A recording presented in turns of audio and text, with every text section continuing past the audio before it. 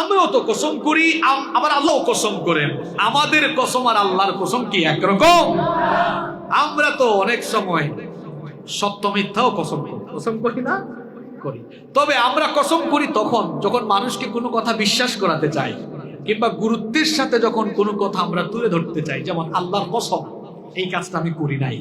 আল্লাহর কসম, ওখানে আমি যাই নাই। আল্লাহর কসম, এটা আমি করি নাই।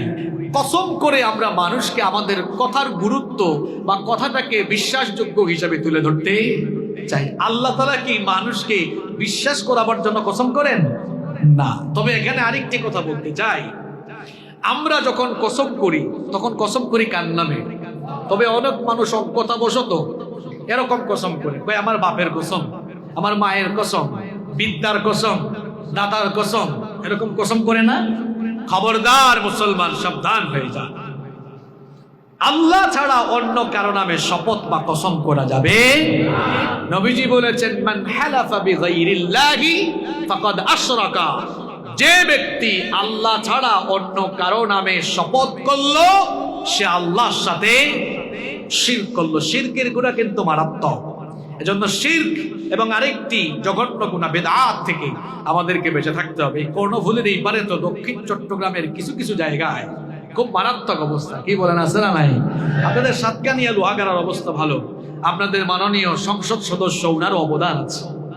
তিনি এখানে শিরক আর বিদআতি কার্যক্রমের ব্যাপারে অত্যন্ত কঠোরতা অবলম্বন করেন। আলহামদুলিল্লাহ, ওনার এই উদ্যোগকে আমরা স্বাগত জানাই। এরকম যদি সকল জায়গায় শিরক আর বিদআতি কর্মকাণ্ডের বিরুদ্ধে সকল সংসদরা সচেতন হতেন, কঠোর হতেন, তাহলে বাংলাদেশে এত পরিমাণ শিরক এবং বিদআতি কর্মকাণ্ড চলতে পারত না। ঠিক কিনা? সম্মানিত ভাইয়েরা, শিরক এবং বিদআত এই দুইটা জিনিস মানুষকে জাহান্নামী বানায় ফেলে। এই জন্য এর ধারে কাছেও যাওয়া যাবে। তো বলছিলাম, আল্লাহ যখন কসম করেন, আল্লাহ কেন কসম করেন জানেন? কসমের পরে আল্লাহ যে কথাটা বলতে চান, ওই কসমের পরের যে বিষয়, এইটার সাথে সংশ্লিষ্ট বিষয়ের কসম আল্লাহ করেন। আল্লাহ কোরআনে বহু জিনিসের কসম করেছেন। আল্লাহ কোরআনের কোথাও দিনের কসম করেছেন, কোথাও রাতের কসম করেছেন। আছে না, ওয়াল্লাইলি ইযা ইয়াগশা ওয়ান নাহারি ইযা তাজাল্লা। কোথাও আল্লাহ সময়ের কসম করেছেন, আসরের কসম করেছেন, বলেছেন ওয়াল আসরি ইন্নাল ইনসানা লাফি খুসর। কোথাও আল্লাহ আসমানের কসম করেছেন, ওয়াস সামাই যাতিল বুরুজ। কোথাও আল্লাহ ওয়াল ইয়াউমিল মাউউদ, সেই দিনের কসম করেছেন। কোরআনে আল্লাহ বহু জায়গায় বহু বিষয়ের কসম করেছেন। তো আল্লাহ তাআলা যখন কসম করেন, কসমের ঠিক পরপরই তিনি যেই বিষয়টা তুলে ধরতে চান, ওইটার সাথে রিলেটেড যে জিনিসটা, ওইটার কসম করেন। আমরা 5টা আয়াত শুনেছি। এই 5টা আয়াতে মৃত্যু সম্পন্নকারী ফেরেশতাদের কসম আল্লাহ করেছেন। আর 6 নম্বর আয়াত থেকেই কিয়ামতের ঘটনা কেমনে ঘটবে, মরার পরে মানুষকে কেমনে জিন্দা কইরা বিচার করা হবে, এর আলোচনা আল্লাহ করেছেন। তাহলে মৃত্যু পরবর্তী জীবনের আলোচনা শুরু করার আগে আল্লাহ প্রথম 5টা আয়াতে ফেরেশতাদের কসম করেছেন কেন? এর উত্তর হলো, যেই যুগে কুরআন নাজিল হয়েছে ওই যুগের কাফির মুশরিকরা মৃত্যু পরবর্তী জীবনকে অস্বীকার করত। মরার পরে মানুষকে আবার জিন্দা করে হিসাব করা হবে, বিচার নেওয়া হবে, এটা তারা বিশ্বাস করত না। কিন্তু ওই যুগের কাফির মুশরিকরা তারা ফেরেশতাকে আল্লাহর কন্যা মনে করত। নাউজুবিল্লাহ পড়তে ইচ্ছা করে না। ফেরেশতাকে তারা কি মনে করত?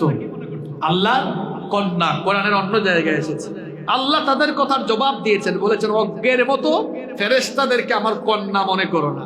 ফেরেশতারা হচ্ছে আমার সৃষ্টি, তারা আমার হুকুমের অনুগত।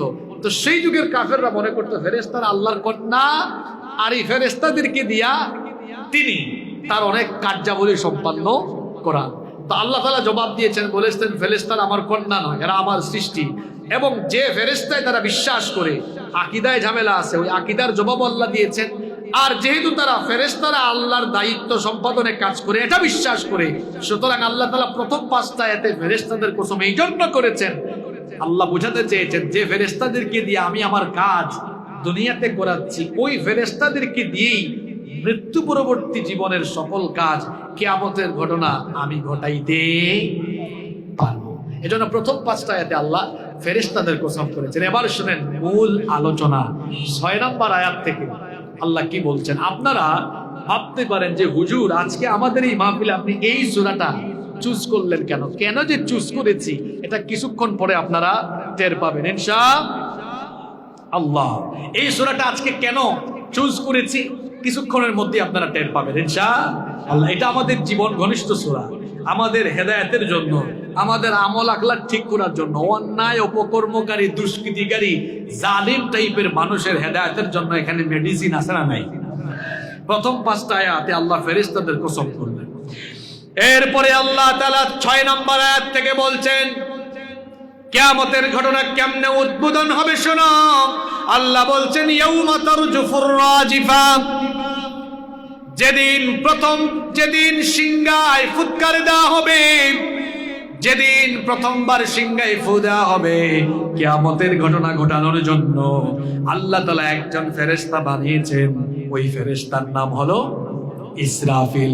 ওই ফেরেশতাকে বানানোর পর থেকে সেই ফেরেশতা তার মুখের সামনে সিংহা নিয়ে কান পেতে আছেন। কখন আল্লাহ তাকে আদেশ করেন, আল্লাহ তাআলা আদেশ করার সঙ্গে সঙ্গে তিনি যখন সিংহায় ফু মারবেন কিয়ামতের ঘটনা তখনই উদ্বোধন হয়ে যাবে। আর আল্লাহর আদেশের পরে ইসরাফিল আলাইহিস সালাম সিংহায় ফু মারবেন মোট 2 বার। জুড়ে বলেন কয়বার? আল্লাহ বলছেন প্রথমবার যখন তিনি সিংহায় ফু দিবেন তখন দুনিয়াতে বেঁচে থাকা প্রত্যেকটা মানুষের কানের পর্দা ফেটে গিয়ে মানুষগুলো মরে যাবে। আল্লাহু আকবার।